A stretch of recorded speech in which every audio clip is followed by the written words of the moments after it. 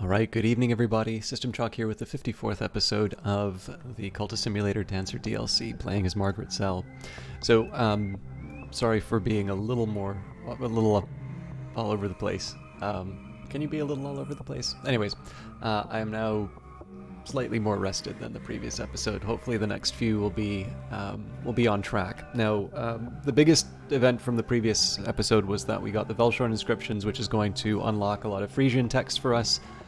I think I had a notoriety that I needed to get rid of. Now, it's a little...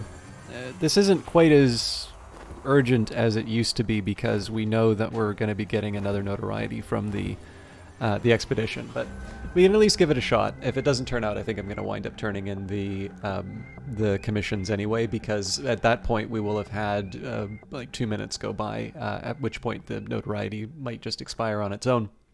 But I think the biggest thing that I waited on was reading the As the Sun His Course, because normally I like to read the full text on a given run. So or on a given episode if I can. As the Sun His Course, Joel of the Bridge, a retired soldier and sometimes tollkeeper, wrote this epic poem about Alexander's famously inexplicable decision at Issus to withdraw from the war with the Achaemenids and his subsequent return to Macedonia. So we'll translate that, Aramaic. Usually when it's a detailed description like this, it feels like it doesn't wind up being something that has a secondary text, but it's probably not a bad idea to check. As for the rest of this, I do need to repair the mirror. So the talk verb's actually the one that's getting the most used. So there's the matter of repairing the mirror. We want to turn in the commissions, and then of course we're also going to want to deal with the excuse me, we also want to deal with whatever I want to deal with whatever like notoriety and other events pop up. Now, normally I'd go to something like the Painted River to try and get the secret histories, because even for lower level secret histories, you are able to eventually work your way up. And if you get sufficiently desperate, you know, you've got a study verb, you can move them up. But in this case, the Trembling Heat is useful because of the Callagine. Now, it's not the most opportune time to summon a Callagine. I do need to go back to the Gaiety, so that's going to be occupied for about a minute. But overall, I think I think it's a reasonable claim. We don't need a whole lot to bring a Callagine in. So, Gearby was weeping again. I scooped up his molten tears in my cupped palm. In the dream, my skin peeled and blistered, but only in the dream. So I'll pick those up again. I had to do this in 2 sessions, so I'm going to need to move all the cards around.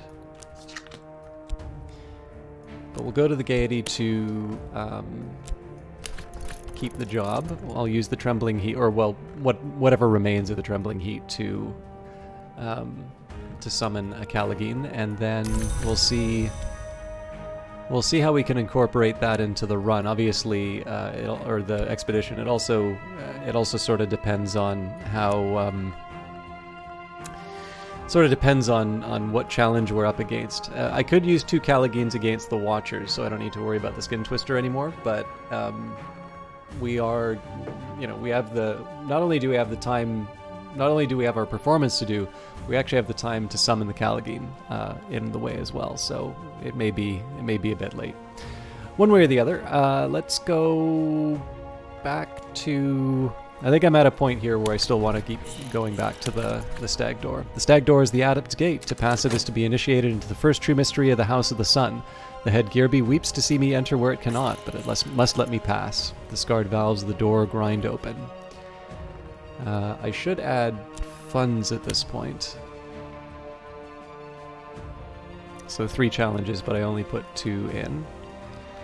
And looks like we got past Frostguard and Shivering. We made it through the mountains.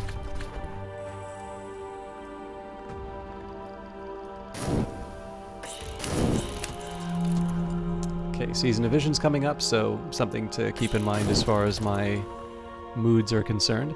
So this is a likely deception. We didn't even start summoning the Callagine, so in this case we will bring a Skin Twister in. Use a bet. Look closer. Closer still. Closer. Keep looking. Closer. Now close your eyes. And we've translated. Yes. Okay, so let's just read that. Now, this is, again, we're in the territory of books that can potentially, potentially have some more intense side effects, but we'll work with what we've got. So, Alexander meets at Issus with Darius, King of Kings, for 3 days and 3 nights. On the first day, the two men trade threats. On the second, promises. On the third, secrets.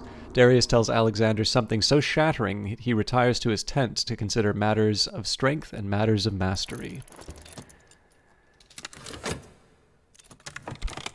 Alright, so this, I was kind of hoping that we would be able to get through this quick. So for whatever reason, we didn't have an opportunity for a special dance. I'm reasonably happy about that, because it does mean that I'm able to resummon the Callagine. Oh, but my assistants are taken up. So this is kind of funny. We were talking in the previous episode about how it can be valuable to bring more followers, but the one potential cost is not having people for your rituals. In this case, that's exactly what happened, but we could work around it. We've got Violet. So, forge work for the Smoky Spirit summoning, winter for its binding. It must know who will rule it. So there's no guarantees that the Callagine's going to be available. It does. There's always the possibility of the summoning resisting, but all going well, we should be able to preserve the summon, or at least have an alternative. All right, that's an inconvenient time for that to come up, but we may have a fleeting reminiscence I can work with. I dreamt of the mantis behind the white door, of the great space above the orchard, the space that overlooks the bounds, the space where the vagabond once painted her river. Painted ships passed upon the painted river. I met the painted eyes of a painted captain. She saluted, and the motion was like the layered movement of clouds. The sail of the ship was amber, and the captain's eyes the green of new barley, and the river aquamarine. Now that I'm awake, I see those colors still. So that's going to be on the table for 3 minutes. Of course, we have a Season of Visions coming up in 30 seconds, but we do have the Fleeting Reminiscence, so, if I'm going to keep using the dream slot this way, I'd prefer not to have to deal with negative effects, but this is one of the more minor ones. And we got rid of the notoriety, which is good. So, again, we're going to generate some Mystique, which will bury the notoriety, but I also don't want to be a hostage to, wait, Madame Bichet doesn't ask this one, it's Forge. Yeah, I don't want to be a hostage to the Suppression Bureau. The purpose for such an organization, I'm sure, is not just punishing transgressions, but to prevent them in the first place. So I have what was requested. Nope, forgot to add Dorothy. I have no idea where I put Dorothy originally.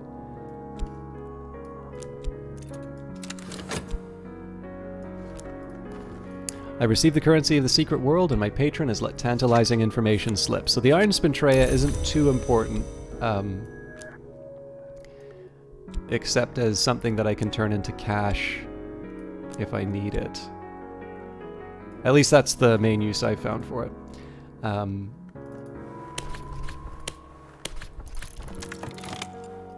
But the erudition and the glimmering can sometimes be helpful in terms of leveling up some of the lore. Although, again, we're going to use the study verb for other things for the next little while, so... Okay, more of the same. No surprises here. We knew when we got these commissions that they weren't going to be ones that gave us a significant return, but... it's still good to get them out of the way. I have what was requested. The bewilderment is our opportunity. We will pass in silent secrecy. So, we've already got the Nock followers in here, so this is kind of nice where if we do successfully summon a Callagine, I'm going to be able to bring them into... I'm going to be able to add them to the expedition right away. They're not necessarily going to add anything against the younger sister, but it's not so much about getting past the obstacles as it is... preserving the summon. Now, in one sense, I'd say, okay, let's take the Heart Follower and keep the, keep the Mystique suppressed. In truth, what I want to do with the talk verb right now is repair the cracked wildering mirror. That's going to be something that keeps me from making the kind of progress that I would want. Now, I have occupied a number of my Forge followers already, but significant conversations in a smoky meeting room. What do I need from my follower? So we will add the cracked wildering mirror. We've got plenty of bronze spintrea. We can begin to repair this, but it will take at least a bronze spintrea to purchase the necessary materials. And our expedition plans for the next challenge. It'll consume funds. I could add funds now, or I could send another follower. And looks like it is resisting, so in this case we will use a reason to remove it. It's absolutely not worth risking someone for the purposes of a backup. Right, and the conclusion to As the Sun His Course. It looks like we got a ritual out of that. At dawn on the 4th day, Alexander announces, "The sun has his course, upon which he returns, and so do I. He returns to Macedonia, executing 2 of his captains when they dispute his decision. He brings with him the names of a blind god and a rite of sacred betrayal. For Joel opines, without betrayal, there would be an end to war."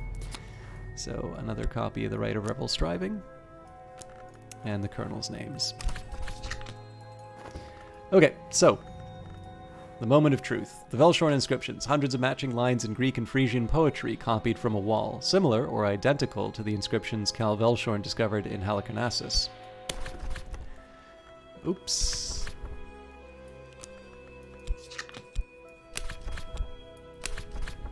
Lock the study door, the work begins. And pronounce the words of dismissal, seal the circle tight, erase every trace.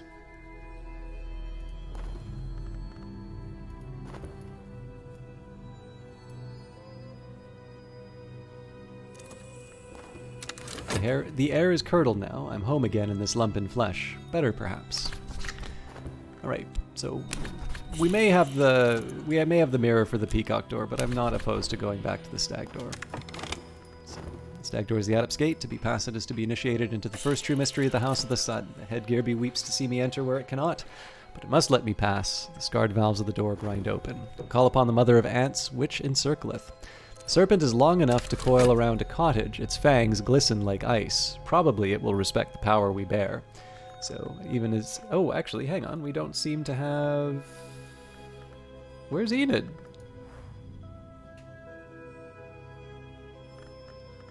We've got 5 knock here. My mistake. Serpent's mouth is large enough to crouch in. Its tongue is the thickness of a man's shoulders, but it almost certainly will respect the power we bear. That was almost a big mistake. Alright, it's gone. We are safe. So, a bit of a disappointment, but I'm not too worried. Oh, this is interesting. This might be something I can work with the study verb. That feels... I wonder if I take a look at the patch notes, whether that's a recent change or not. The stage awaits hot and clean and bare and bright. If I move the moves and step the steps and do what is required, they'll pay me.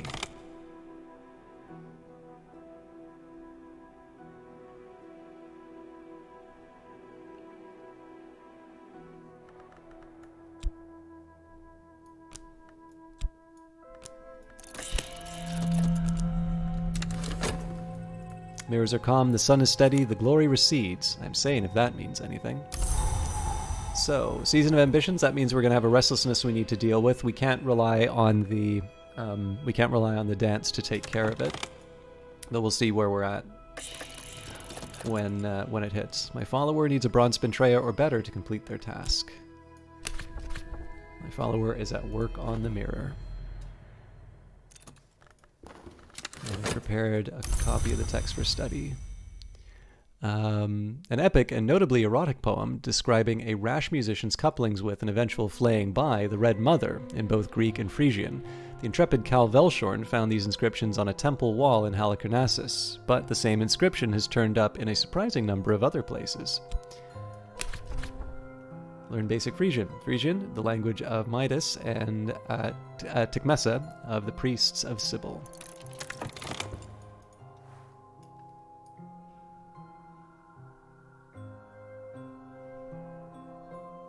Oh, well, I eliminated the possibility of upgrading the Rising Heat. Sorry, I was so focused on getting my Frisian that... Okay, so similar temptation here with subtle rupture. I think I am going to go for it. In my sleep, I ran my fingers along the ridged edges of the stag door scars. Our company it was that shattered it, Gearby said suddenly. Before the gods who were flesh, the mansis was forbidden to mortals. We were the first no. He begins again to weep his molten tears. I wish that we had not. I wish that I had died in the world. I've forgotten what else he said, but I remember the shape of the fissures in the stag door, and for all of today, doors will fear my touch. Alright, tonight I sense an opportunity. Tonight I could attract attention if I cease to hold back, if I commit myself more fully. Tonight they'll notice that. I don't have that much to do with the work verb at the moment, so the subtle rupture is, again, another one of these things that allows me to resummon things. We do have the mirror, so we should have the mirror. Yeah, this time I'm willing to run through it. So, in my dreams I know the path through the glass garden to the peacock's door, the most admirable of doors, the door which shines like a mirror. Perhaps with the right resources I can pass it. So we don't have the mirror yet, but we'll have it in a couple seconds. The mirror is repaired. It shines again as it did once before. The peacock's door reflects the mirror I hold in my sleep, and the mirror reflects the peacock's door. Already a sensuous shiver ripples its surface. It aches for fracture, and when it finds that satisfaction, I will enter. And we got past the snake. It lowers its great head. Moisture seeps from its lidless eyes. Is it weeping? What does it remember of its eldest sister, whose power we call upon? Oop, I'm wasting my talk verb. So I can't repair anything. 2 seconds. Yeah, we'll get commissions then. I would have had a heart follower clear out the mystique, but the commissions make the most sense. She's seeking pieces for the notorious Karashim Review. And I felt their eyes upon me. Afterwards, I received a gift from an admirer, too gaudy for my tastes, but I can sell it on the second-hand market. Alright, so in this case here, we're going to try and make the most of the subtle rupture. We're a little bit closer to the end of the expedition, so this also just makes a bit more sense overall. But again, we're in a point where we need assistance. So Violet and the Chalidate Invocation should work. Forge for the Smoky Spirit Summoning, Winter for its Binding. It must know who will rule it.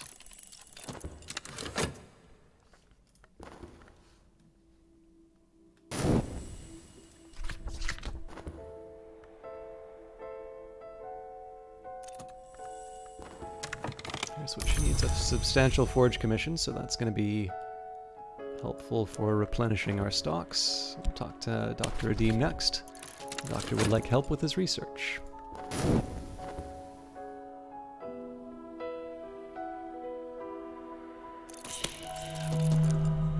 The Wolf Despair prowls elsewhere. Okay. It's interesting that they're all asking for substantial this time. I feel like this is just coincidence, but last time it was all the basic level, now we're substantial. If we get another substantial from Count Jannings, I'm going to have to take a look to see if they give the same level of difficulty each time. I don't see why they would, but the funny thing is that it has also been the case. Yeah, so that breaks the pattern. It has been the case. I can't remember. Excuse me. This is really, really early on in the game, but I think people had there's this perception. I can't even remember what the item is anymore, but there was this perception that there was a misleading probability, or there was like something that just didn't happen very often.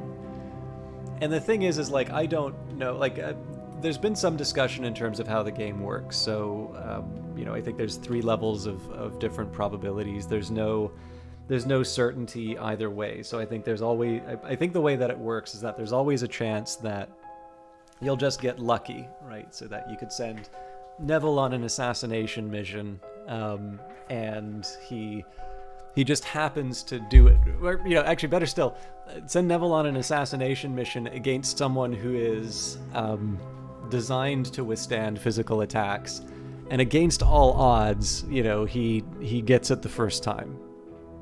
That's something that can happen in Cultist Simulator.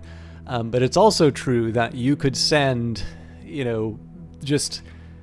well, I guess you can't send like a legion, but you know, you could just send your highest level assassin with, you know, an extra, you know, someone you've given an item to and they've got 2 edge scars, you know, just your absolute, you know, most fearsome edge follower.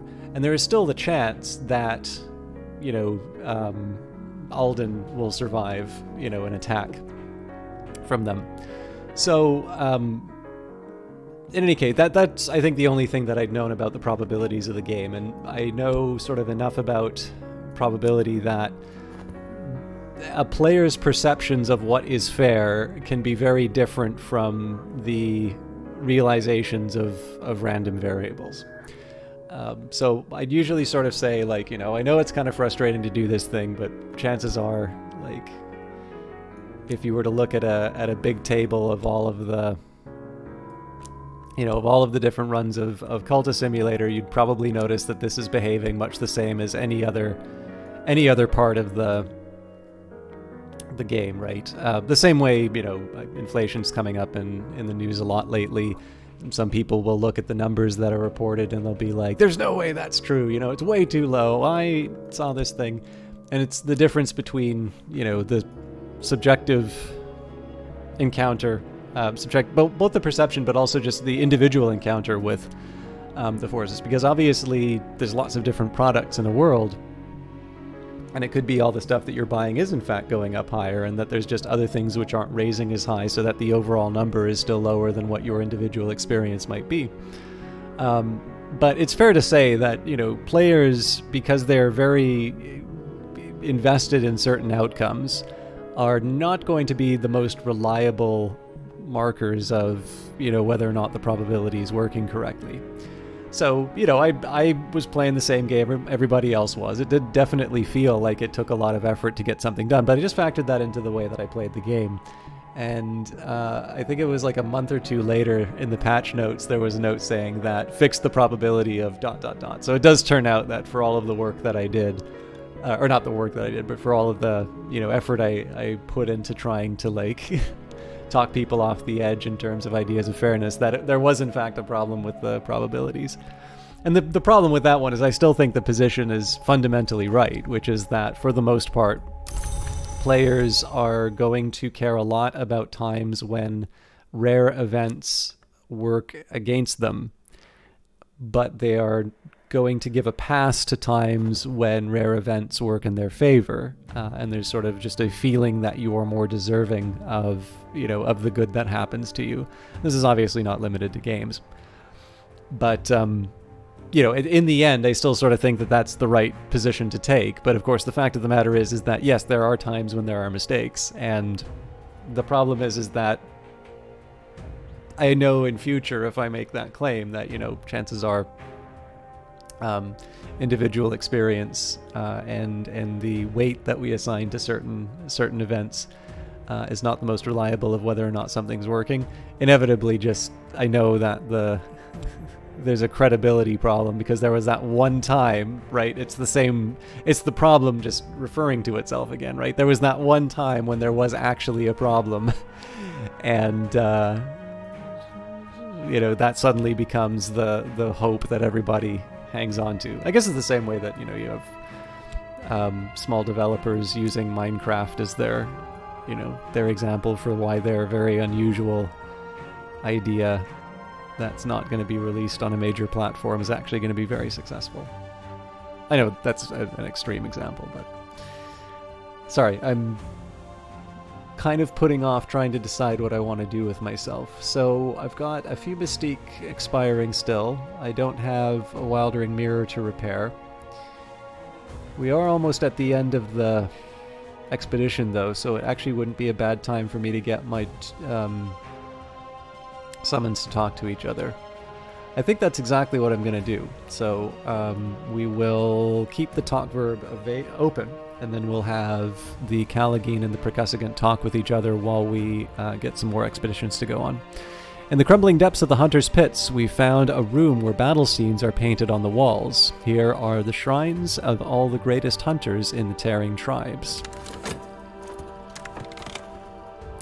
Something about this language stirs the blood. Perhaps it is fortunate that none now remembers its lost sounds. Scholar Frisian. The Frisians worship the Great Mother, who we call the Grail. Theirs was the land in which the Sisterhood of the Knot was born, and this tongue in which the Thunderskin this is the tongue in which the Thunderskin pleaded at his ascension.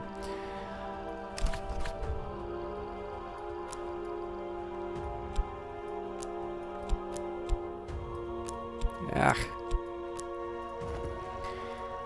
Okay, Book of Thrones, the legend of the Shadowless Empire, transcribed by Alexander Peterhans from Annals at a Secret Shrine in Anatolia.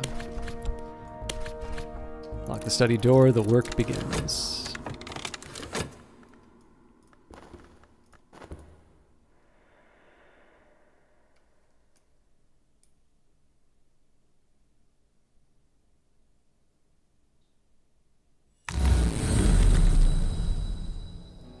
Okay, well, we know we don't want to deal with fascination. I think I'm going to try the Worm Museum this time, although I believe we have a Season of Despair coming up.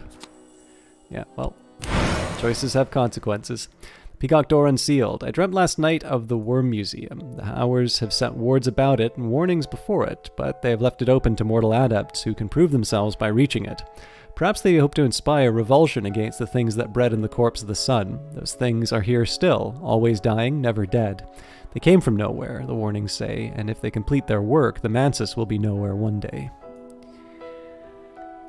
Okay. Now this is a little inconvenient because I have the restlessness that's going to be coming up as well. So, can't use the talk verb because I need to repair the mirror because I was going to use that for the summons. I can, of course, just cancel the summons plan, but I think it's actually not a bad idea for me to follow through on that. What am I going to do about the dread? Yeah, so I think I'm just going to get hit by it and I need to do something to improve my contentment. So maybe we do something with the reputation.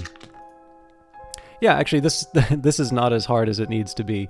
I guess I can't paint away the restlessness because I'm going to be going to the gaiety.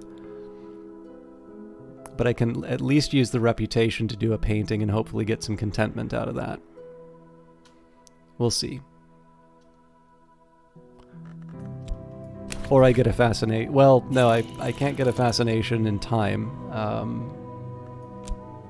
Fascination's just going to create another problem for me, so... The Stag Door is the Adept's Gate. To pass it is to be initiated into the first true mystery of the House of the Sun. The head Gearby weeps to see me enter where it cannot, but it must let me pass. The scarred valves of the door grind open. Actually, the one thing I could do is use the dread in an initiation ritual, but I'm not going to do that. And old and happy far off things, so we have another restlessness to deal with. That's going to make life interesting.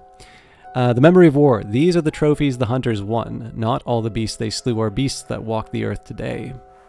So we have the Book of Dissolution, which is deep Mandiac text. The August Stone. Now I think this does give me a tremendous bowl as big as a gong carved from black basalt with matching incantations in Aramaic and Mandiac. Now this is one thing that kind of interests me, and I know, at least my understanding is that the writer, or the lead writer I would say, because I know Lottie Bevan has also done some writing in this game. But from what I understand, Alexis Kennedy is quite an interest in linguistics, and I think that's going to be something that has a large part in Book of Hours. So inevitably, I know there's a lot more depth going on in here. So there's the reference to deep Mandiac. So the most secret script of the innermost rites of the deep sects of the deep desert, the birth tongue, it is claimed, of the Mother of Ants herself. So as far as I understand, Mandiac is in fact a language that is used today, admittedly in a very small way. So the Mandians, so far as I can tell, I think they had a large presence in Iraq, but obviously that's changed. And I think Mandianism is sort of the last surviving Gnostic. I don't know if I could call it a sect, but basically it's like Gnosticism essentially survives to this day in the form of Mandianism. But I don't believe it's one of these things that you could convert to. I believe that essentially you have to be a Mandian to be what you're born into it, basically. So I'm again, clearly I only have a very tenuous grasp of this topic, but I'm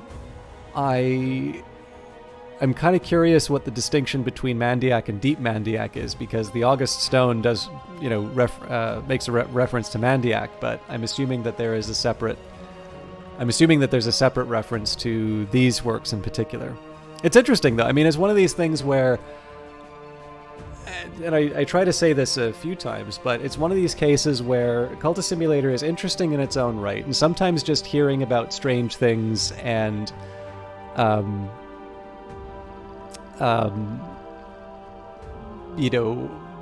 societies and alternative histories and such, that can just be interesting on its own. But I think there's two different ways that you can get interested in sort of the mysteries of Cultist Simulator and maybe some of the lore or some of the... It's always weird to call it lore, because like to a certain extent some of it is real history.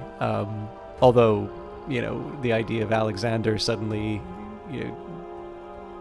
doing a 180 and heading back is a bit of a... maybe not exactly what you'd find in a normal history book. But I kind of feel that there's two angles for it. So obviously there's the incredibly smart people who just, know everything, never had to read a book in their life. They're just built in with this profound knowledge. And, they're going to take the time to remind us of this fact. And I suppose, if you're someone like that, so much the better for you. You'll pick all this stuff up on your own. But I also think that there's a lot of fun in somebody who maybe isn't familiar with a lot of this stuff.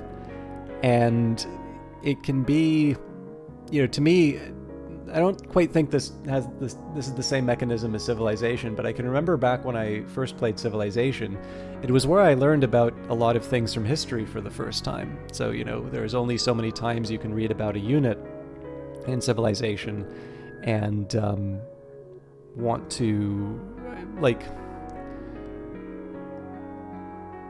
there's only so many times you can just read the mechanics and not be interested in sort of knowing about its history. And as far as I can tell, from the very first Civilization game, they've included that kind of information in the Civilopedia. Now, I've never played the very first Civilization game, so, I don't think it's fair to say I'm coming to it late, because I think most people probably have not played some of the earlier Civilization games. But it's one of these cases where, this was at least a way that I was able to get engaged in something that I have enjoyed reading on my own later on. And in the case of Cultist Simulator, it's a slightly different angle, because if you, again, if you're not familiar with the history, it may be that you don't know which things to sort of pick up and take a look at, because of course the significance of some figures or some entries, maybe it's not as important. So for instance, if you hear about I can never pronounce his name, Elagabalus, but the Roman emperor, basically.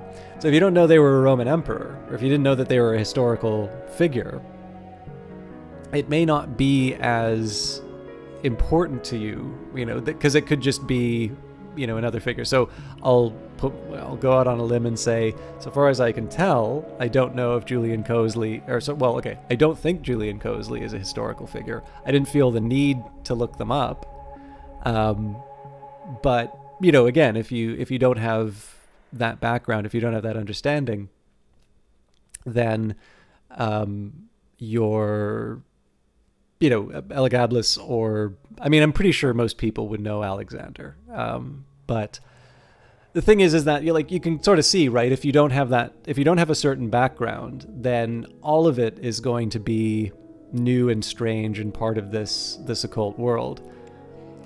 And if you get sufficiently interested, it can actually all of a sudden be where you're noticing, you know, a little bit more of the real world as well as the game world. This is actually one of the reasons why I don't like being someone who discourages people from going to wikis if that's how they like to engage with games. So I think this happens in a game like Dark Souls a lot, where there's this view that if you're looking for help, then, you know, you're somehow cheapening the experience, and I think that's a bunch of nonsense. I think in the case of Cultist Simulator, the aha moments are a really big factor in terms of, you know, getting the most out of the game.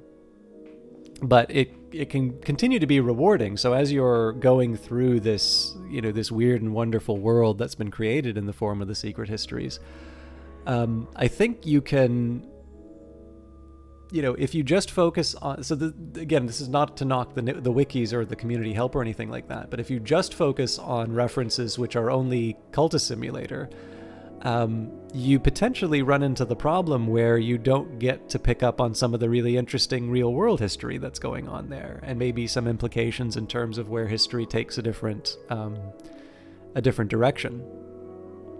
And you know, again, whether it just winds up being, you know, an opportunity to read and discover new things about the world, which I think is always very rewarding, and it's something that I kind of like about a lot of the games that I play. Or if it's a chance for you to engage at a deeper level with a game that you already enjoy. These are the sorts of things that I sort of like about the you know, jumping into a bit more of the world. And then again, I'm not really someone who can talk that much about enigmas. It's not something that I've really followed.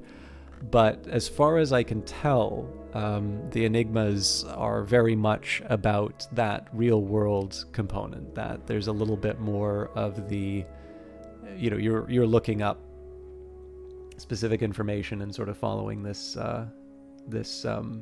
trail. I should maybe be a little careful when I say real world stuff. So, you know, there's a pretty clear instruction in the FAQ about it, saying, you know, if you feel like you're on a path that's requiring you to find someone in person, that's an indication that you're on the wrong way. But I think the idea here, just in terms of looking up, you know, obscure bits of information, is that's a distinct. I think that's distinct from, you know, looking somebody up in a reverse phone directory or something like that. Anyway, sorry, I've been babbling on. Let's get the last of our goodies, and we'll wrap up for tonight's entry. But there you go. If you want to read a little bit of unusual, a little bit of unusual, or not unusual. I don't want to say unusual in the sense that it's like.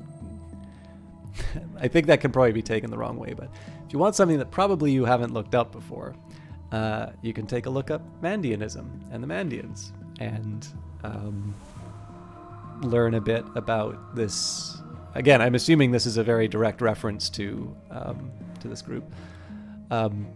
I wonder, for me, in terms, actually, there is one distinction that I'll make between Mandiac and Deep Mandiac, and that my understanding for the Mandians is that they live. I think I can't remember exactly where it comes from, but I believe they're people who should be living by rivers, and so when there's the reference to the tribes of the deep desert, I'm almost wondering if there is this other group that essentially is doing the opposite, and that's what the distinction in terms of deep is. But maybe we'll see it as we look it up. But this maybe that's one other one, which is knowing this interest in language and the fact that it's going into Book of Hours. Maybe that's an angle that, if you haven't taken a look at Cultist Simulator, it's maybe a lens that you can take a look at Cultist Simulator through to maybe see some things that you haven't noticed before. Anyways, the Malice Imperative. A tiny ear bone blackened by intense heat. Applied correctly, it can crack stone. And here I'm going to collect just to see. Alright, so we have a few that we need to restore. I know this order's all over the place, but